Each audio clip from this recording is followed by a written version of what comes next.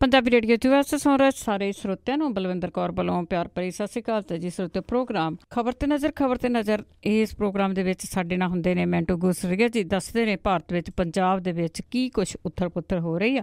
ਉਹਨਾਂ ਦੇ ਨਾਲ ਗੱਲਬਾਤ ਕਰਾਂਗੇ। ਗੱਲਬਾਤ ਕਰਨ ਤੋਂ ਪਹਿਲਾਂ ਧੰਨਵਾਦ ਕਰਨਾ ਚਾਹੁੰਦੇ ਸਾਡੇ ਸਪੋਂਸਰਸ ਜਿਨ੍ਹਾਂ ਨੇ ਇਸ ਪ੍ਰੋਗਰਾਮ ਨੂੰ ਸਪੋਂਸਰ ਕੀਤਾ, ਸਭ ਤੱਕ ਪਹੁੰਚਾਇਆ ਜੀ।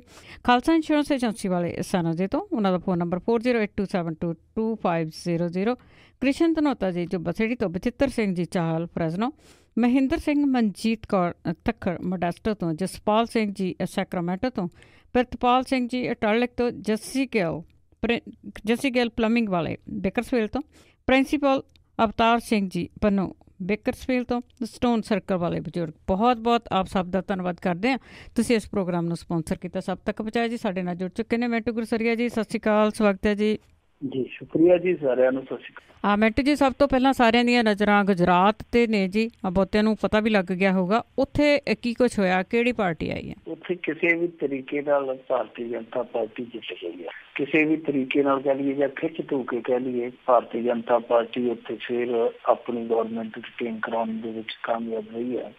ਪਰ ਐਤਕੀ ਉਹਨਾਂ ਨੂੰ ਨੁਕਸਾਨ ਖਾਸਾ ਝੱਲਣਾ ਪਿਆ ਪਿਛਲੀਆਂ ਚੋਣਾਂ ਦੇ ਮੁਕਾਬਲੇ। ਐਤਕੀ ਜਿਹੜੀਆਂ ਉਹਨਾਂ ਦੀਆਂ ਸੀਟਾਂ 99 ਰਹਿ ਗਈਆਂ, ਜਦਕਿ ਪਿਛਲੀ ਚੋਣਾਂ ਦੇ ਵਿੱਚ, ਪਿਛਲੇ ਇਲੈਕਸ਼ਨ ਦੇ ਵਿੱਚ ਉਹੀ ਗਿਣਤੀ ਉਹਨਾਂ ਦੀ 115 ਸੀ, ਯਾਨੀ 16 ਸੀਟਾਂ ਘੱਟ ਗਈਆਂ। ਏਦਾਂ ਜਿਹੜੀ ਕਾਂਗਰਸ ਆ ਉਹ ਰਿੜਦੀ ਘੁੜਦੀ ਐਤਕੀ 19 ਸੀਟਾਂ ਵੱਧ ਲੈ ਗਈ ਪਿਛਲੀਆਂ ਚੋਣਾਂ ਦੇ ਮੁਕਾਬਲੇ। ਪਰ ਐਤਕੀ ਤੁਹਾਨੂੰ ਪਤਾ ਹੀ ਹੈ ਕਿ ਉਹ ਜਗਨੇਸ਼, ਅਲਪੇਸ਼, ਹਾਰਦਿਕ ਪਟੇਲ ਇਹਨਾਂ ਦੇ ਨਾਲ ਰਲ ਕੇ ਇਲੈਕਸ਼ਨ ਲੜ। ਔਰ ਇਹਨਾਂ ਇਲੈਕਸ਼ਨਾਂ ਦੇ ਵਿੱਚ ਜਿਹੜੀ ਸਭ ਤੋਂ ਦਿਲਚਸਪ ਗੱਲ ਦੇਖਣ ਨੂੰ ਉਹ ਇਹ ਆ ਕਿ ਨਰਿੰਦਰ ਮੋਦੀ ਸਾਹਿਬ ਦੀ ਜਿਹੜੀ ਆਪਣੀ ਜਿਹੜੀ ਉਹਨਾਂ ਦੀ ਹੈਗੀ ਹੈ ਸੀਟ, ਉਹ ਉਂਝ ਸੀਟ ਭਾਰਤੀ ਜਨਤਾ ਪਾਰਟੀ ਹਾਰ ਗਈ। ਮਹਿਸਾਣਾ ਜ਼ਿਲ੍ਹੇ 'ਚ ਪੈਂਦੀ ਹੈ, ਜਿੱਥੇ ਇਹਨਾਂ ਦਾ ਆਪਣਾ ਇਲਾਕਾ ਹੈ ਵਡਨਗਰ ਦੇ ਵਿੱਚ ਹੀ ਕਹਿੰਦੇ ਨਾ ਕਿ ਮੈਂ ਚਾਹ ਵੇਚੀ ਹੈ। ਤਾਂ ਉਹ ਵਡਨਗਰ ਜਿਹੜੀ ਅਸੈਂਬਲੀ 'ਚ ਪੈਂਦੀ ਹੈ ਸੀ, ਉਂਝ ਤੋਂ ਇਹਨਾਂ ਦਾ ਉਮੀਦਵਾਰ ਜਿਹੜਾ ਹਾਰ ਗਿਆ। ਔਰ ਦੂਜੀ ਸਭ ਤੋਂ ਜ਼ਿਆਦਾ ਨਮੋਸ਼ੀ ਜਿਹੜੀ ਹਿਮਾਚਲ ਦੇ ਵਿੱਚ ਮਿਲੀ ਹੈ। ਹਿਮਾਚਲ 'ਚ ਵੀ ਵੈਸੇ ਇਹਨਾਂ ਨੇ ਸਰਕਾਰ ਤੇ ਬਣਾ ਲਈ ਆ, 44 ਸੀਟਾਂ ਲੈ ਕੇ ਕਾਂਗਰਸ 21 ਤੇ ਸਿਮਟ ਗਈ। ਪਰ ਉੱਥੇ ਵੀ ਜਿਹੜਾ ਇਹਨਾਂ ਦਾ CM ਦਾ ਚਿਹਰਾ ਸੀਗਾ ਪ੍ਰੇਮ ਧੂਮਲ, ਉਹ ਹਾਰ ਗਿਆ। ਉਹਦੀ ਹਾਲਾਂਕਿ ਕਾਊਂਟਿੰਗ ਦੁਬਾਰਾ ਕਰਾਈ ਜਾਂਦੇ ਆ, ਪਰ ਲੱਗਦਾ ਨਹੀਂ ਹੈ ਕਿ ਦੁਬਾਰਾ ਕਾਊਂਟਿੰਗ ਕਰਾ ਕੇ ਵੀ ਉਹਨੂੰ ਪਾਰ ਪਾ ਲੈਣਗੇ। ਲੱਗਦਾ ਹੈ ਕਿ ਧੂਮਲ ਇਸ ਟੂਰ ਦੇ ਰਹਿ ਗਿਆ। ਔਰ ਇਸ ਤੋਂ ਵੀ ਅਗਲੀ ਨਮੋਸ਼ੀ ਇਹਨਾਂ ਨੂੰ ਇਹ ਮਿਲੀ ਕਿ ਧੂਮਲ ਦਾ ਜਿਹੜਾ ਸੰਬੰਧੀ ਸੀ, ਕੁੜਮ ਸੀਗਾ ਗੁਲਾਬ ਸਿੰਘ ਠਾਕੁਰ, ਉਹ ਵੀ ਮਾਝੇ ਆ ਗਿਆ। ਔਰ ਇਸ ਤੋਂ ਵੀ ਵੱਡੀ ਨਮੋਸ਼ੀ ਇਹਨਾਂ ਨੂੰ ਹਿਮਾਚਲ 'ਚ ਇਹ ਮਿਲੀ ਕਿ ਜਿਹੜਾ ਇਹਨਾਂ ਦਾ ਪਾਰਟੀ ਪ੍ਰਧਾਨ ਹੈ ਸਤਪਾਲ ਸੱਤੀ, ਉਹ ਵੀ ਉੱਥੇ ਹਾਰ ਗਿਆ। ਪਰ ਬਾਵਜੂਦ ਇਸ ਦੇ ਮੈਂਡੇਟ ਇਹ ਤਕੜਾ ਖਾਸਾ ਲੈ। ਦੂਜੇ ਪਾਸੇ ਜੇ ਆਪਾਂ ਗੱਲ ਕਰੀਏ ਨਾ ਦੋਹਾਂ ਰਾਜਾਂ ਦੀ, ਤੇ ਕਾਂਗਰਸ ਨੇ ਜਿਸ ਤਰੀਕੇ ਦੇ ਨਾਲ ਹਿਮਾਚਲ ਦੇ ਵਿੱਚ ਖੁੱਲਾ ਮੈਦਾਨ ਛੱਡ ਦਿੱਤਾ ਸੀਗਾ, ਉਹ ਤੋਂ ਲੱਗਦਾ ਕਿ ਜੇ ਇਹ ਗੁਜਰਾਤ ਦੀ ਥਾਂ ਤੇ ਥੋੜਾ ਜਿਹਾ ਜ਼ੋਰ ਇੱਧਰ ਨੂੰ ਲਾਉਂਦੇ ਤੇ ਇੱਥੇ ਇੱਕ ਪਾਸੇ ਮੈਚ ਨਹੀਂ ਸੀ ਹੋਣਾ। ਹਾਂ, ਨਤੀਜਾ ਬਦਲਿਆ ਨਹੀਂ ਸੀ ਜਾ ਸਕਦਾ, ਪਲਟਿਆ ਨਹੀਂ ਸੀ ਜਾ ਸਕਦਾ, ਪਰ ਬਹੁਤ ਹੱਦ ਤੱਕ ਸੁਧਾਰਿਆ ਜਾ ਸਕਦਾ ਸੀ। ਕਿ ਪਤਾ ਨਹੀਂ ਕਿਉਂ ਇਹਨਾਂ ਕਾਂਗਰਸੀਆਂ ਨੇ ਇੱਥੇ ਹਿਮਾਚਲ ਦੇ ਵਿੱਚ ਇਹਨਾਂ ਦੀ ਗੇਮ ਖੁੱਲੀ ਛੱਡ ਦੇ। ਹੁਣ ਦੂਜੇ ਪਾਸੇ ਜੇ ਗੁਜਰਾਤ ਦੀ ਗੱਲ ਕਰੀਏ, ਗੁਜਰਾਤ ਦੇ ਵਿੱਚ ਇਹਨਾਂ ਨੇ ਤੇ ਦਾਅਵਾ ਕੀਤਾ ਸੀਗਾ ਕਿ 150 ਸੀਟਾਂ ਤੋਂ ਘੱਟ ਜੇ ਕੋਈ ਇੱਕ ਸੀਟ ਵੀ ਆ ਗਈ, ਅਮਿਤ ਸ਼ਾਹ ਕਹਿੰਦਾ ਸੀਗਾ ਕਿ ਅਸੀਂ ਜਸ਼ਨ ਹੀ ਨਹੀਂ ਮਨਾਉਣਾ। ਪਰ ਅੱਜ ਉਹੀ ਬੰਦਾ ਬੜਾ ਢੀਠਿਆ ਹੋ ਕੇ ਆਂਦਾ ਕਿ ਜੀ ਦੇਖੋ ਇਹ ਤੇ ਵਿਕਾਸ ਦੀ ਜਿੱਤ ਹੋਈ ਆ। ਇਹਨਾਂ ਨੇ ਬਹੁਤ ਜ਼ੋਰ ਲਾਇਆ ਸੀਗਾ ਜਾਤੀਵਾਦ ਕਰਨ ਦਾ, ਬਹੁਤ ਜ਼ੋਰ ਲਾਇਆ ਸੀਗਾ ਸਾਡੀਆਂ ਇਹਨਾਂ ਨੇ ਜਿਹੜਾ ਖੋਦਣ ਦਾ, ਪਰ ਬਾਵਜੂਦ ਇਸ ਵਿਕਾਸ ਹੇਤੂ ਹੋਇਆ। ਪਰ ਉਹੀ ਭਾਜਪਾ ਜਿਹੜੀ ਕਹਿੰਦੀ ਸੀਗੀ ਕਿ 150 ਸੀਟਾਂ ਤੋਂ ਇੱਕ ਵੀ ਸੀਟ ਘੱਟ ਆਈ, ਅਸੀਂ ਪਟਾਕਾ ਨਹੀਂ ਚਲਾਵਾਂਗੇ, ਉਹੀ ਸਾਰਾ ਕੁਛ ਕਰਦੇ ਪਏ ਆ। ਹੁਣ 2 ਪ੍ਰੈਸ ਕਾਨਫਰੰਸਾਂ ਵੀ ਕਰ ਦਿੱਤੀਆਂ ਇਹਨਾਂ ਨੇ। ਇੱਕ ਕਰ ਗਿਆ ਅਮਿਤ ਸ਼ਾਹ, ਦੂਸਰਾ ਨਰਿੰਦਰ ਮੋਦੀ ਸੰਬੋਧਨ ਕਰ ਗਿਆ, ਇੱਕ ਉਹਨਾਂ ਦਾ ਹੋਰ ਲੀਡਰ ਆ ਉਹ ਵੀ ਪ੍ਰੈਸ ਕਾਨਫਰੰਸ ਕਰ ਗਿਆ, ਜਿਹਨੇ ਜਸ਼ਨ ਵੀ ਮਨਾਈ ਜਾਂਦੇ, ਜਿਹੜੇ ਕਹਿੰਦੇ ਸੀ ਕਿ ਅਸੀਂ ਜਸ਼ਨ ਮਨਾਉਣਾ। ਹੁਣ ਕੁੱਲ ਮਿਲਾ ਕੇ ਜੇ ਇੱਥੇ ਦੇਖੀਏ ਗੁਜਰਾਤ ਦੇ ਵਿੱਚ, ਵੈਸੇ ਤਾਂ ਚੀਰ ਫਾੜ ਹੁੰਦੀ ਰਹਿਣੀ ਆ, ਚੱਲਦਾ ਰਹਿਣਾ ਕਈ ਦਿਨਾਂ ਤੱਕ ਇਹ ਸਿਲਸਿਲਾ। ਵੱਖੋ ਵੱਖਰੇ ਐਂਗਲਾਂ ਤੋਂ ਪੱਤਰਕਾਰ ਵੱਖੋ ਵੱਖਰੇ ਪੱਖਾਂ ਤੋਂ ਤੁਹਾਨੂੰ ਗੱਲਾਂ ਸੁਣਾਉਣਗੇ। ਪਰ ਜੇ ਮੋਟੇ ਤੌਰ ਤੇ ਅਸੀਂ ਝਾਤ ਮਾਰੀਏ, ਜਿਹੜੀ ਮੁੱਢਲੀ ਸਾਡੇ ਸਾਹਮਣੇ ਤਸਵੀਰ ਉਘੜਦੀ ਹੈ, ਉਹਦੇ 'ਚ ਦੇਖੋ ਇਸ ਇਲੈਕਸ਼ਨ ਦੇ ਵਿੱਚ ਜੇ ਭਾਜਪਾ ਸੂਰਤ ਲੋਕਾਂ ਨੂੰ ਵਿਖਾਉਣ 'ਚ ਕਾਮਯਾਬ ਰਹੀ ਹੈ, ਤਾਂ ਉਹਦੇ 'ਚ ਸੂਰਤ ਸ਼ਹਿਰ ਬਹੁਤ ਹੱਦ ਤੱਕ ਇਹਨਾਂ ਨੂੰ ਸਹਿਯੋਗ ਕਰ ਗਿਆ। ਉਹ ਸੂਰਤ ਸ਼ਹਿਰ ਜਿਹੜਾ ਇਹਨਾਂ ਦੇ ਵਿਰੋਧ ਦੇ ਵਿੱਚ ਖੜਾ ਸੀ ਅਕਤੂਬਰ ਤੱਕ, ਬਹੁਤ ਸਾਰੇ ਵਪਾਰੀ ਸੜਕਾਂ ਤੇ ਆਏ ਹੋਏ ਸਨ। ਲੋਕ ਕਹਿੰਦੇ ਸੀਗੇ ਕਿ ਲਓ ਜੀ ਭਾਰਤੀ ਜਨਤਾ ਪਾਰਟੀ ਇੱਥੋਂ ਪੂੰਜੀ ਜਾਣੀ ਹੈ, ਗਲਤ ਅੱਖਰ ਦੇ। ਹੋਇਆ ਕੀ ਹੈ ਕਿ ਸੂਰਤ ਦੇ ਵਿੱਚੋਂ ਜਿਹੜੀਆਂ 12 ਦੀਆਂ 12 ਅਸੈਂਬਲੀ ਸੀਟਾਂ ਸਨ, ਇਹ ਸਾਰੀਆਂ ਸ਼ਹਿਰੀ ਖੇਤਰ, ਔਰ ਭਾਜਪਾ ਦੀ ਇਹੋ ਹੀ ਤਾਕਤ ਰਹੀ ਹੈ ਕਿ ਸ਼ਹਿਰੀ ਖੇਤਰ 'ਚ ਇਹਨਾਂ ਨੂੰ ਵਪਾਰੀਆਂ ਨੇ ਬਚਾ ਲਿਆ, ਜਦਕਿ ਪੇਂਡੂ ਖੇਤਰਾਂ 'ਚ ਇਹ ਰੁੜ ਗਏ। ਸੋ ਸਭ ਤੋਂ ਵੱਡੀ ਗੱਲ ਇਹ ਆ ਕਿ ਸੂਰਤ ਨੇ ਜਿਹੜਾ ਕਿ ਬਹੁਤ ਵੱਡਾ ਵਪਾਰੀਆਂ ਦੇ ਵਿਦਰੋਹ ਦਾ ਕੇਂਦਰ ਬਣਿਆ ਪਿਆ ਸੀ, ਇੱਕ ਤਰ੍ਹਾਂ ਨਾਲ ਇਹਨਾਂ ਦੇ ਐਜੀਟੇਸ਼ਨ ਦਾ ਉਹ ਇੱਕ ਅੱਡਾ ਬਣ ਗਿਆ ਸੀਗਾ। ਉਸ ਐਜੀਟੇਸ਼ਨ ਦੇ ਅੱਡੇ ਚੋਂ ਵੀ ਇਹ 12 ਦੀਆਂ 12 ਸੀ। ਦੂਜੀ ਚੀਜ਼ ਜਿਹੜੀ ਆ ਮੋਟੇ ਤੌਰ ਤੇ ਵੇਖਣ ਵਾਲੀ ਆ ਕਿ 8 ਕੁ ਸੀਟਾਂ ਏਦਾਂ ਦੀਆਂ ਜਿੱਥੇ 1000 ਵੋਟ ਤੋਂ ਘੱਟ ਦਾ ਫਰਕ ਰਿਹਾ। ਕੁੱਲ ਮਿਲਾ ਕੇ 22-23 ਸੀਟਾਂ ਏਦਾਂ ਦੀਆਂ ਜਿੱਥੇ 2000 ਤੋਂ ਲੈ ਕੇ 2500 3000 ਤੱਕ ਦਾ ਮਾਰਜਨ ਰਿਹਾ, ਜਿਹਦੇ ਨਾਲ ਜਿੱਤ ਹਾਰ ਤੈਅ ਹੋਏ। ਸੋ ਯਾਨੀ ਕਾਂਗਰਸ ਨੇ ਇਹਨਾਂ ਨੂੰ ਫੜਨ ਦਾ ਯਤਨ ਤਾਂ ਬਹੁਤ ਕੀਤਾ, ਕੋਸ਼ਿਸ਼ ਬਹੁਤ ਕੀਤੀ, ਪਰ ਕਿਤੇ ਨਾ ਕਿਤੇ ਨੇੜੇ ਜਾ ਕੇ ਉਹਨਾਂ ਨੇ ਜਿਹੜੀਆਂ ਗਲਤੀਆਂ ਕੀਤੀਆਂ, ਔਰ ਖਾਸ ਤੌਰ ਤੇ ਗਲਤੀਆਂ ਉਦੋਂ ਕੀਤੀਆਂ ਜਦੋਂ ਇਹ ਅੰਤਲੇ ਪੜਾ ਸੀ, ਉਹ ਇਹਨਾਂ ਨੂੰ ਮਹਿੰਗੀਆਂ ਪਈਆਂ। ਉਹਦਾ ਮੋਦੀ ਦੇ ਮੁਕਾਬਲੇ ਰਾਹੁਲ ਗਾਂਧੀ, ਭਾਰਤੀ ਜਨਤਾ ਪਾਰਟੀ ਦੇ ਮੁਕਾਬਲੇ ਕਾਂਗਰਸ, ਇਹ ਕਿਤੇ ਨਾ ਕਿਤੇ ਨਾ ਥੋੜਾ ਜਿਹਾ ਫਰਕ ਨਹੀਂ, ਬਹੁਤਾ ਜ਼ਿਆਦਾ ਫਰਕ ਹੈ। ਇਹਨਾਂ ਦੀ ਮੈਨੇਜਮੈਂਟ ਵੀ ਉਹੋ ਜਿਹੀ, ਇਹਨਾਂ ਦੇ ਕੋਈ ਪਲੇਟਫਾਰਮ, ਖਾਸ ਤੌਰ ਤੇ ਮੀਡੀਆ ਦੇ ਪਲੇਟਫਾਰਮ ਬਹੁਤ ਕਾਰਗਰ ਆ। ਸੋ ਇੱਥੇ ਆ ਕੇ ਥੋੜਾ ਜਿਹਾ ਜੇ ਤੁਲਨਾਤਮਕ ਦ੍ਰਿਸ਼ਟੀ ਤੋਂ ਦੇਖੀਏ ਤੇ ਫਰਕ ਪੈ ਜਾਂਦਾ। ਉਦਾਂ ਜਿਹੜੇ ਉਹ 3 ਮੁੰਡੇ ਸੀਗੇ, ਜਗਨੇਸ਼, ਅਲਪੇਸ਼ ਤੇ ਹਾਰਦਿਕ ਪਟੇਲ, ਉਹਨਾਂ ਨੇ ਉੱਥੇ ਜਿਹੋ ਜਿਹੀ ਤਰਕੰਦੀ ਮਚਾਈ ਹੈ, ਆਉਣ ਵਾਲੇ ਸਮੇਂ 'ਚ ਲੱਗਦਾ ਕਿ ਜੇ ਉਹ ਇਸੇ ਤਰ੍ਹਾਂ ਅੱਗੇ ਵੱਧਦੇ ਗਏ ਤੇ ਭਾਰਤੀ ਜਨਤਾ ਪਾਰਟੀ ਲਈ ਨਹੀਂ, ਉਹ ਉੱਥੇ ਕਾਂਗਰਸ ਲਈ ਵੀ ਖਤਰਾ ਸਾਬਿਤ ਸਕਦੇ। ਜਿਸ ਤਰੀਕੇ ਨਾਲ ਉਹਨਾਂ ਦਾ ਉਭਾਰ ਹੋ ਰਿਹਾ, ਉਹਨਾਂ ਦਾ ਉਥਾਨ ਹੋ ਰਿਹਾ, ਉਹਨਾਂ ਦਾ ਕੱਦ ਵੱਧਦਾ ਪਿਆ।